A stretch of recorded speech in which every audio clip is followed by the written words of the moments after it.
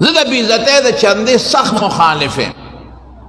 او چې دا څومره جلسې مې شروع کړي په ټولو کې اکثر وایم چې دا بېعزتۍ چندې بېعزتي چندې څه ته وایي چې دا سوزکي باندې د لوډ سپیکر تړلی او کوڅه په کوڅه ګرځي یا په موټر د سوداغه تړلی لوډ سپیکر او کوڅه په کوڅه ګرځي او خدای مو بخا مدرسه جوړیږي او چنده راکې دا مې نه لګي دې سره دین سپکیږي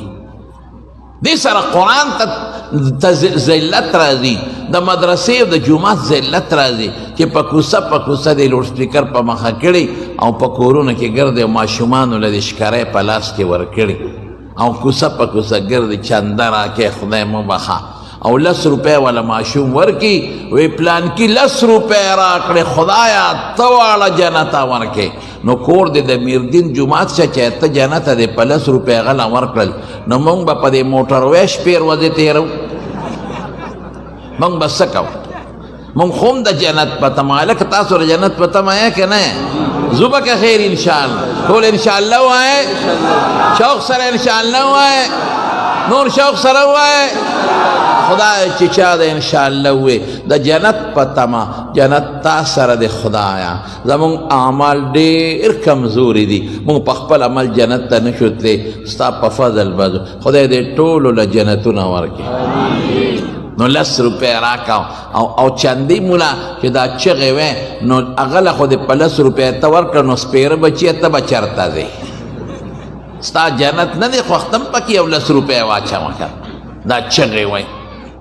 زه یو ځل شیرګړ د علاقې ته تللی وم نو هلته یو اپیز اوس مړ دی هغې ظالم زمونږ د علاقې و پیسې به یې جومات له غوښتې او ټولې به ظالم خوړی یو کوڅه کې لګي او چغې والې وې خدای مو بخښه که نغد یې د سرني د چرګ واګی راوړی هلکه مې دا ډېره ښه فارموله ده ځکه چې ښځو سره خو نغدې پیسې نو چرګ واګی ورسره مې دا دې خیال نه چې خدای مو بخښه ګوڼه راوړی او جوار راوړی غنم لکه دا ملنګان چې غواړي رښتیا ووایه چې دا سیزونه غواړي دا به پخوا هغه ملنګانو چې غاړې ته ګوډې چولي هغې به غوښتې که به یې نه غوښتې نه یو ماشوم دوانډې درې را په مخه کړی وې او نوم ته خو ماشومان خوشحالېږي مور پلار ته جاړي هله ماله انډه راکړه شا به زما نوم به په لوډ سپیکر والي د پلانکي هم واغې زما به هم والي نو هغه به نوم اخېسته پلانکي دوانډې درې خدای تا واړه جنتونه ورکړي ما بیان هم وکړه چې واپس راتلم هغه خر بچې هم هغسې په هغه کوڅه کې هغه اګو ته تاوېده را تاوېده روانو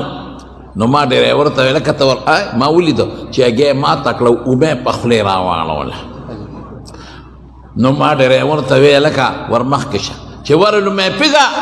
ما واس خو پیژن نو شیخ صاحب ته مې بند کړه لوډ سپیکر ځکه دا چغه اوس بار به اورېدلې کېږي مې خوار چې جومات ته د خلکو نه انډې غواړي او سکې یې په خپله دومره چالاکو په دې مری لاس کېښود وی داسې چغې وایي څه اسې تاسو نه تپوس کوم چې دې د ورځې 10,000 روپۍ وګټي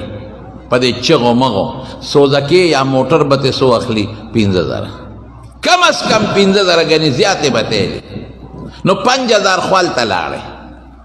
باقي 15,000 پاتې شوې کم ماشومانو له چې هغه شکرۍ ورکړي او دکاندارانو ته یې نیغې نیغې کوي زمونږ مولانا ظهورالحق صاحب پخوا به د میزرو شکرۍ وه نو پسته به وه او اوس دغه شکرۍ دي د دې پلاسټک وي ستغې دي وی د ټولو دکاندارانو سپېمې یې پې سوری کړې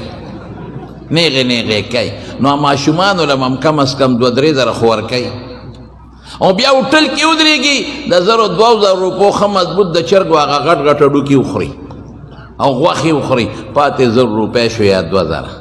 هغې کې نصف اللی و نصف اللک نیمې د چندې ملا شوې نیمې د مدرسې د جومات شوې نو قوم 10,000 ورکړې او جومات لکه کلاړې ښې او د غزر یې ورکړې او که وایي چې دا کش د ما شو سبا به تاله بل درکم نو دا تبعی ده او که نه ده د ما دا نه لګي